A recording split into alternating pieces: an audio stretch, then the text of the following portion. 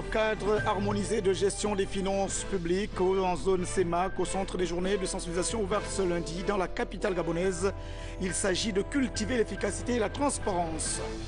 Dernièrement mise en place par le chef de l'État, la coordination de suivi et d'évaluation du plan stratégique Gabon émergent a fait sa première sortie à la faveur d'un séminaire de renforcement des capacités des personnes impliquées.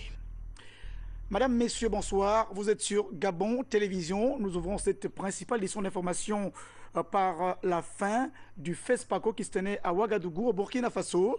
La cérémonie de clôture a justement été présidée par le chef de l'État burkinabé, Blaise Compaoré. C'était en présence d'une foule immense. Pour le compte rendu, Sampérode Mba, Hernandrogo, Gabon News. Après une compétition, le Gabon a donc décroché 5 distinctions.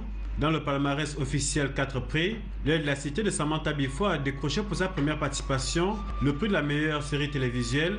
Dialemi de Nadine Otsobogo a reçu le poulain de bronze du court-métrage. Le collier du Makoko d'Henri-Joseph Kumba Bididi a reçu 2 prix techniques, ceux de la meilleure affiche et du meilleur son.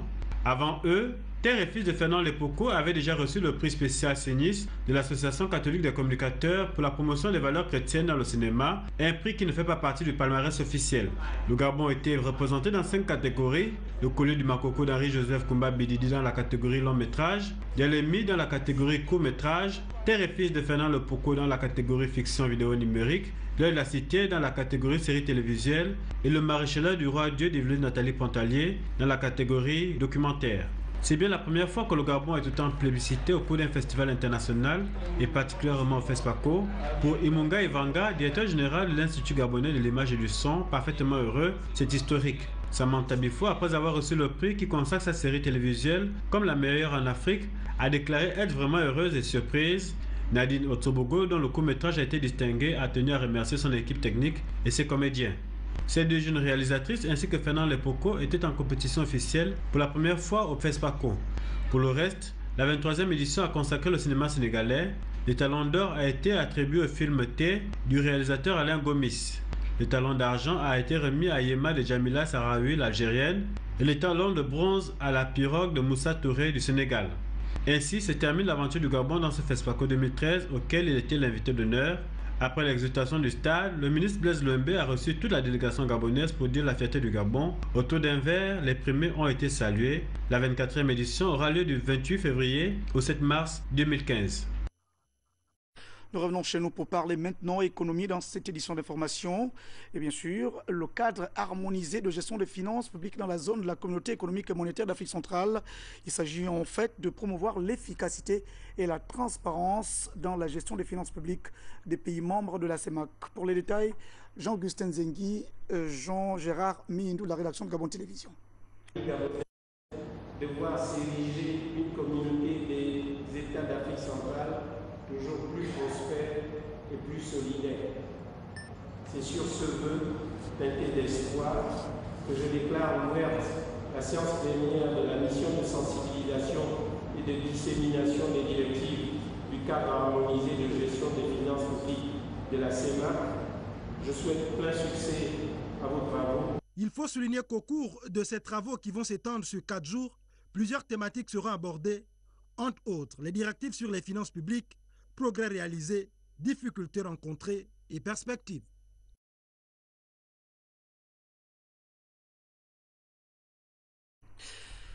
Justement, en lieu et place du ministre du Budget, c'est le ministre des Petites et Moyennes Entreprises qui a donc ouvert ces travaux, dont les enjeux sont situés dans ce deuxième reportage par Jean-Augustin Zengi et Jean-Gérard Mihindou. L'organisation de ce séminaire s'inscrit dans le cadre des missions assignées au Bureau de coordination, de suivi et d'évaluation du plan stratégique Gabon émergent. La formation s'adresse aux responsables des programmes et vise à renforcer les capacités opérationnelles des représentants des départements ministériels. Ces travaux répondent à la préoccupation des plus hautes autorités, à savoir son Excellence, Monsieur le Président de la République, chef de l'État, qui a bien voulu créer un bureau de coordination, de suivi et évaluation du plan stratégique Gabon émergent. Donc il y a de cela environ 30 jours et il était question de lancer réellement les activités de ce bureau de coordination. Mais ce bureau de coordination a 4 missions principales. une mission de suivi et évaluation du plan stratégique Gabon émergent, une mission d'assistance de mise en œuvre de ce plan stratégique Gabon émergent et une mission aussi d'assistance pour accompagner la réforme de l'administration. Et enfin, naturellement, l'appropriation par tous les citoyens du plan stratégique Gabon émergent. Et comme la première mission, c'est le suivi et évaluation, il était pour nous question, n'est-ce pas, de mettre en place un atelier pour un renforcement des capacités opérationnelles des responsables de programme, conformément au décret 193 que le gouvernement avait adopté, les différentes fonctions managériales. La formation pratique permet surtout de renforcer la bonne exécution du plan stratégique Gabon émergent, seul cadre de planification opérationnelle de développement du Gabon. Nous avions pensé qu'il faut accompagner ces différents responsables dans le souci où le sectoriel doit être au cœur de son développement. Et si le sectoriel doit être au cœur de son développement, nous pensons qu'il est tout à fait utile de leur donner la formation. Cette formation n'est pas une formation théorique, c'est une formation pratique. Ces travaux doivent en principe aboutir aux recommandations pertinentes et concrètes en vue d'atteindre les objectifs du plan stratégique Gabon émergent. Voilà donc Ahmed Mouyaka et Jean de Dieu Mamondo de la rédaction de Gabon Télévision qui nous fait donc le compte rendu de la première sortie de la toute récente coordination de suivi et d'évaluation du plan stratégique Gabon émergent récemment mis en place par le chef de l'État Ali Bongo Ondimba. Et puis nous reviendrons d'ailleurs, comme je le disais à l'instant, sur les enjeux de cette importante rencontre consacrée aux journées qui vise justement à promouvoir le cadre harmonisé de gestion des finances publiques dans la zone de la communauté économique et monétaire d'Afrique centrale. Bien sûr, cette fois-ci, on parle de la communication et donc ce troisième module de formation consacré justement aux techniques d'écriture, mais aussi à la maîtrise des instruments qui conditionnent le fonctionnement des médias. Bien sûr, les travaux ont été ouverts aujourd'hui même par la secrétaire générale adjointe du ministère de la Communication. Pour les détails, Joyce Lorna Wangi et Joseph Biogi. C'est sur ce thème que s'est ouvert le module 3 de la formation continue des journalistes de la presse publique et privée. Pour cette phase, il sera question d'apporter un plus aux techniques d'écriture des journalistes. Pendant tous ces 15 jours, ce qu'on va faire, c'est plus nous appuyer sur tout ce qui est technique d'écriture. Le rôle d'un journaliste, c'est quoi? C'est d'écrire à un plus grand nombre, c'est-à-dire d'écrire à des gens qui ont fait de très longues études et d'autres qui n'ont pas fait d'études. Mais quand on écrit un papier ou quand on fait un reportage, on s'adresse à toute cette tranche de la population. Maintenant, c'est à nous, quand nous écrivons nos papiers, de tenir compte de cette situation et d'écrire des papiers qui peuvent être à la portée de tous.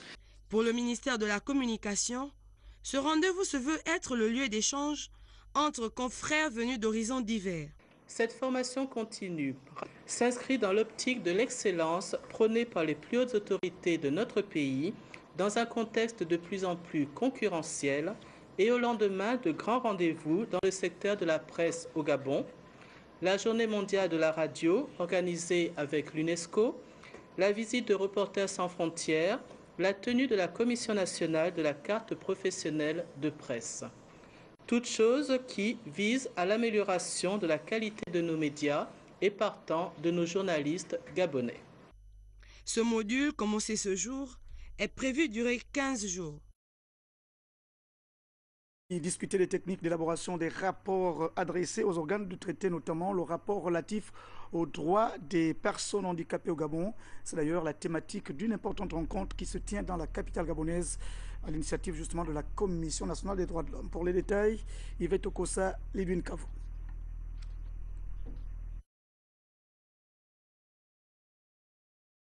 Parmi les membres du Comité national de rédaction des rapports nationaux sur les droits de l'homme, d'une méthodologie pratique basée sur les normes éthiques professionnelles en vue de l'aboutissement de l'élaboration du rapport relatif aux droits des personnes handicapées au Gabon. Ne perdons pas de vue que la soumission des rapports est l'indicateur de référence et l'élément le plus visible dans la coopération d'un État parti avec les Nations Unies ou la Commission de l'Union africaine, car il renseigne sur la mise en œuvre de chaque disposition de l'instrument. C'est pourquoi sa rédaction exige délicatesse et rigueur. Le Gabon est l'un des rares pays en Afrique centrale, avec le Rwanda, seulement 2 États à avoir ratifié la Convention des Nations Unies relative aux droits des personnes handicapées de 2006. Donc nous sommes là, entre autres, pour former les membres de ce comité-là à comment bien préparer le rapport du Gabon à ce comité-là. Médium d'auto-évaluation pour un pays, la rédaction d'un rapport exige de ses membres une mise en pratique d'une politique participative et exclusive, gage de crédibilité, d'équité. Pour ce qui est du rapport spécifique des personnes handicapées, nous nous sommes engagés à pouvoir l'élaborer au cours de ce mois et surtout de pouvoir le mettre à la disposition du comité des Nations Unies en charge de la Convention des personnes handicapées. Méthodologiquement, des outils sont nécessaires pour chaque commissaire à l'effet de pouvoir y contribuer de façon constructive et surtout de façon positive. Créé en 2003, le Comité national de rédaction des rapports nationaux sur les droits de l'homme répond à une exigence fondamentale, celle pour un État signataire d'une convention, charte ou tout autre instrument de soumettre à l'organe de traité un rapport initial suivi de rapports périodiques. Et puis ce communiqué, le ministre de la Justice, garde des Sceaux, des droits de l'homme et des relations avec les institutions constitutionnelles qui portent à la connaissance, plutôt invite les personnes dont les noms suivent à bien vouloir se présenter sous 8 à la direction centrale des affaires financières du ministère pour affaires les concernant. Il s'agit de Miyaounou Marie, Lola Jean-Bernard, Moulombi Anissé Chérif, Mouélé Joseph, Matamba Albertine, Boussougou alias Diouf, Mikolo Kougou Jean-Claude, Kumba Emma Juliette, Moussavou Diane Priska, Ngolé Ambroisine, Nyumba Madeleine, Boussoji Gustave, Octavie Ndiengi Georges, Moukani Idundu, Mugola Clémence, Dupi Koubdi Pritane, Mitonda Télésphore et Mibenga Félicité. Le présent communiqué tient lieu de convocation individuelle. Parlons encore des droits de l'homme, mais nous recevons donc sur ce plateau ce soir le conseiller en communication du ministre de la Santé, Marie-Josée Ndombi. Bonsoir. Bonsoir Edgar. Vous êtes là pour une communication. C'est tout à fait cela. Le ministre de la Santé informe les populations gabonaises de ce que 48 cas suspects de rougeole ont été enregistrés sur toute l'étendue du territoire national. Parmi les cas signalés, 23 ont été confirmés par le laboratoire de virologie de l'Université des sciences de la santé, dans 3 des 4 départements sanitaires de Libreville et Ovendo. Libreville et Ovendo, 23 cas confirmés, reste du Gabon, 25 cas suspects. Le seuil épidémiologique étant largement dépassé, selon les termes référentiels de l'Organisation mondiale de la santé, une riposte s'avère utile et nécessaire. Au regard de ce qui précède, les services techniques du ministère de la Santé sont à pied d'œuvre pour renforcer la couverture vaccinale en faveur des enfants âgés de 0 à 10 ans dans la région sanitaire Libreville-Ovendo dans un premier temps. Nous rappelons toutefois que la rougeole est une maladie virale qui se manifeste par des poussées de fièvre avec des éruptions cutanées. Elle touche préférentiellement les enfants non vaccinés, mais aussi les adultes.